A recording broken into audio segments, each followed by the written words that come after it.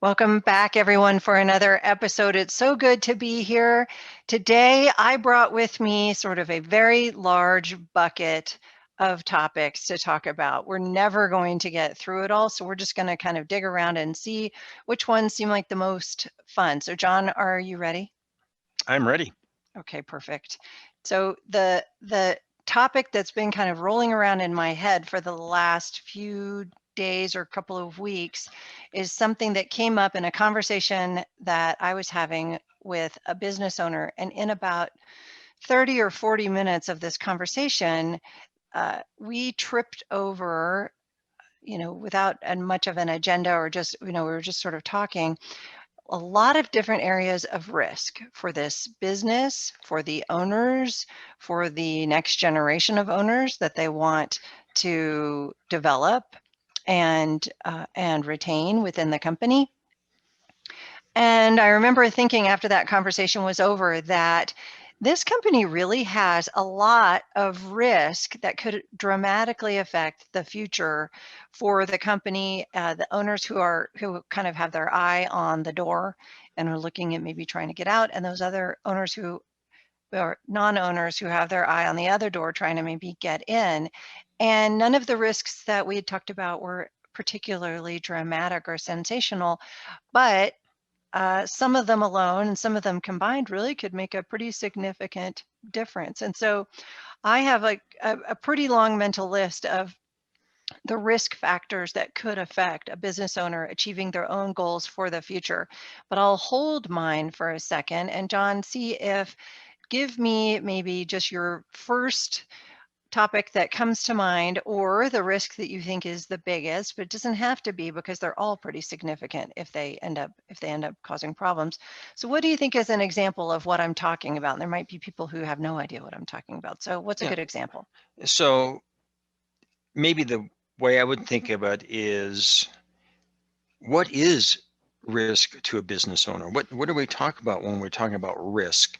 And how do we quantify that risk? And there's a lot of different approaches that you just kind of mentioned earlier.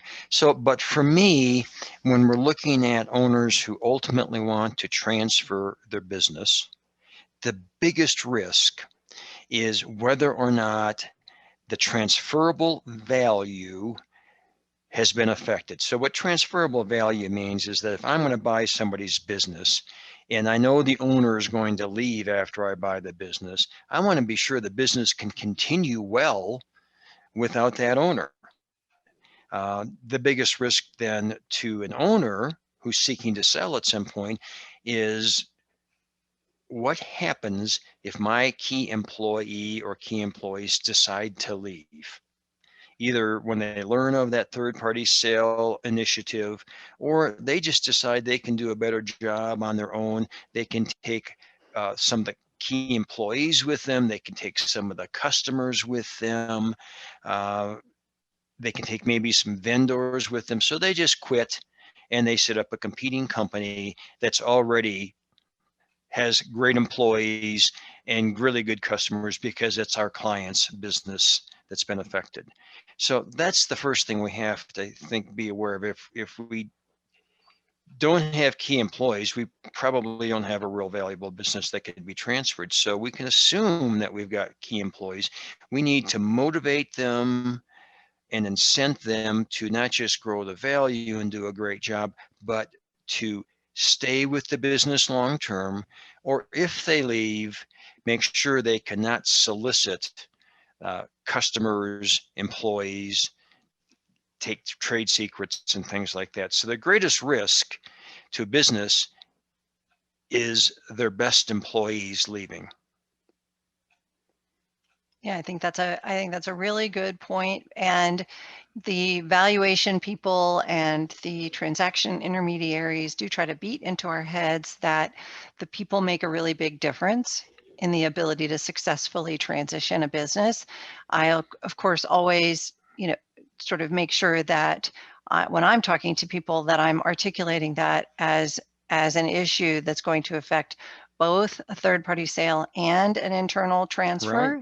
The risk is very similar, and that once addressed, that risk can the opposite, that once the risk is sort of managed, then I think the opposite forces are at play, regardless of whether you're going towards a third-party sale to an outside buyer or an internal transfer. And those are that the company is hopefully performs a little better, that the people who are running the show are well aligned, that they are, if you're putting these incentive and retention plans in place for your top people, that it causes them to perform at their best level, and that you're able to recruit and then retain the greatest talent in the business. And so I think the issues that maybe we don't talk about quite enough are that these risks can really do a lot of damage to the plans for the future of any particular business or its owner. And the mitigation of those risks can really provide a huge boost in either in value or stability or strength or likelihood of success of a future transfer, whatever it is. Do you agree that the risk flips itself inside out sort of and becomes an advantage?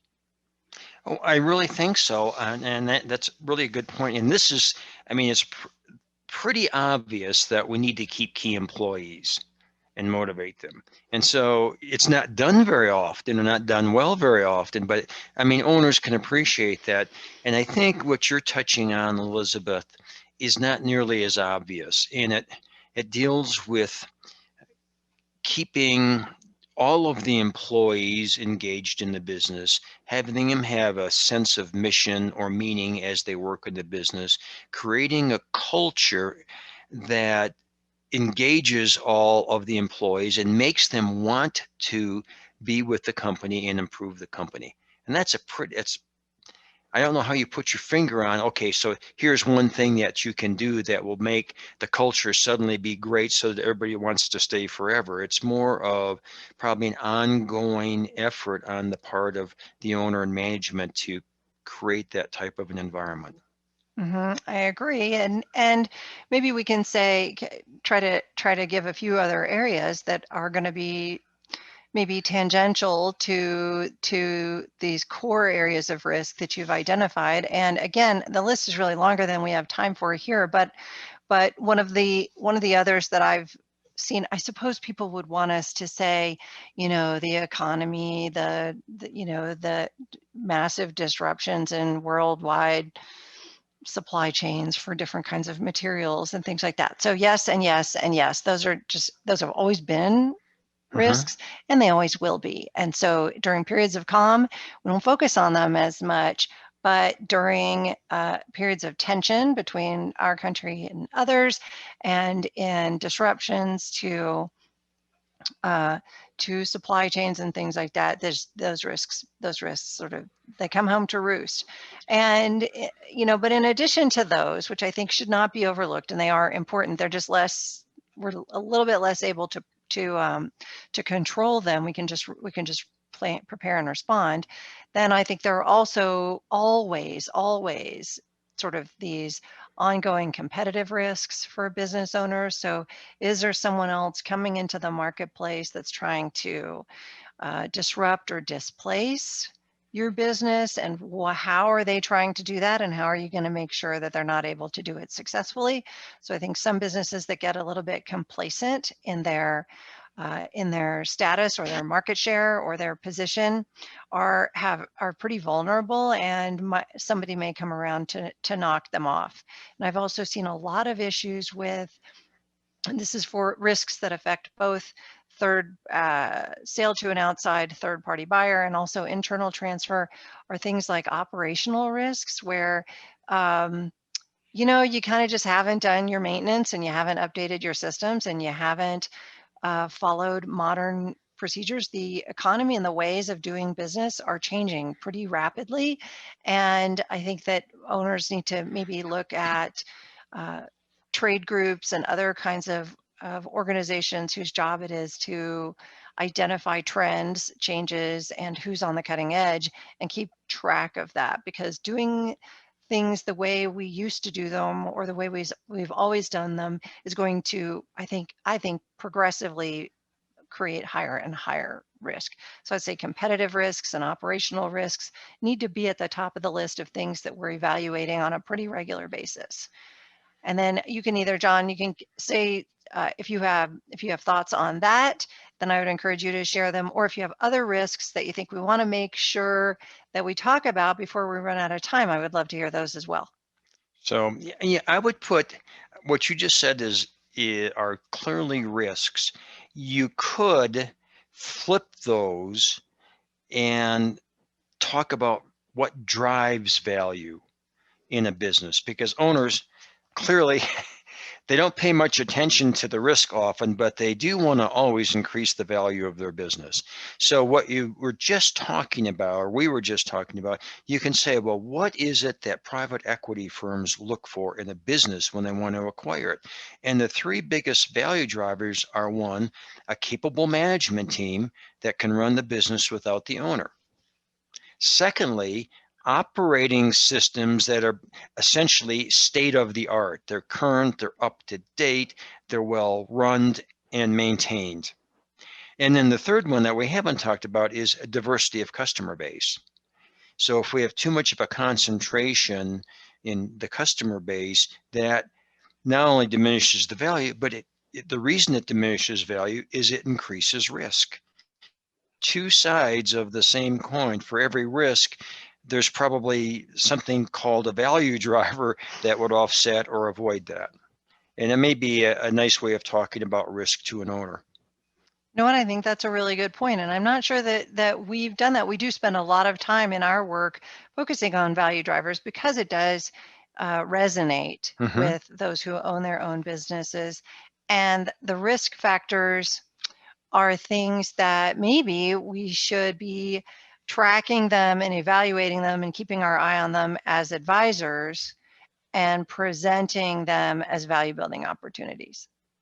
Because as advisors, it is our responsibility to identify these risks and then try to measure them or evaluate them in whatever way we can, or asking another expert, a subject matter expert, to do so, and then recommend ways that those risks can be mitigated. But if we present them in the form of a value building recommendation, then we may, in fact, I think, as you point out, get more attention and maybe get more focus on those things.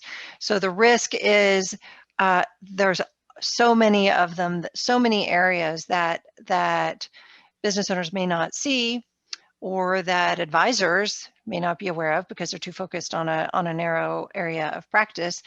And we're really going to benefit our clients if we identify those things and maybe wrap them into our value building Yeah, activities and engagements, right? I agree 100%. And I would leave at least my part of this presentation with one quick little example of risk and value drivers. I was talking to an owner some time ago, and we were talking about, the need. The owner had a key employee in the business, and the owners were starting to back away from the business. So the key employee was becoming more important. And I suggested, well, we should think of maybe some kind of an incentive plan for this key employee to make sure he stays, and then combine that with a non-solicitation agreement. And the owner said, we don't have to do any of that. I pay him plenty enough. Well, he didn't, and that employee eventually left. And so what I should have really focused on more was, how can we grow your value of your company even more, even faster, and then bring in the risk mitigation or avoidance aspect of that. And I think I would have done a better job for that owner. I think that's a good point. And as advisors, we're constantly learning from our experiences with our clients, and we don't like it when we look back and see that we could have done something better or differently, but it is the case. So we appreciate you sharing and being willing to say, I think I could have done it differently, and I think that I think I could have made more progress. Yeah, and I don't mind saying that, Elizabeth, because the statute of limitations has long run. I know, and And so you're in the clear. Plus, we won't tell anybody. Okay. And all of the podcast past listeners will keep your secret and just learn from it and have a slightly different conversation with their clients. And that is ultimately, that's why we plan, is that we're trying to get good outcomes for our clients, and we're trying to be as smart and as helpful and as thoughtful and as proactive as we possibly can be. Those who are not interested in those things tend not to become planners. But you and I are, because we think getting good outcomes is fun, and we're willing to put in the time to do it. And those are the people that are, I think, following this podcast as well. Thank you. And thank you, the audience, for listening. Yes, that's why we plan. Thank you so much. We'll see you next time.